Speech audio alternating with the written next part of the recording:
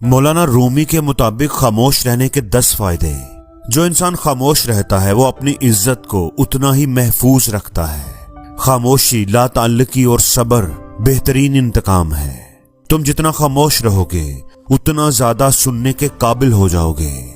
جب خاموشی کو ہتھیار کے طور پر استعمال کیا جائے تو یہ الفاظ سے بھی زیادہ زخم دے سکتی ہے۔ احمق اپنی بات سے اور عقل مند اپنی خاموشی سے پہچانا جاتا ہے۔ خاموشی آپ کو ایک کامیاب انسان بننے میں مدد دیتی ہے۔ خاموشی آپ کو اپنے مقصد پر توجہ مرکوز کرنے میں مدد دیتی ہے۔ خاموش رہنا بہت مشکل ہے، لیکن خاموشی بہترین انتقام ہے۔ خاموشی کسی کو بتانے کا بہترین طریقہ ہے کہ آپ نے اچھا نہیں کیا،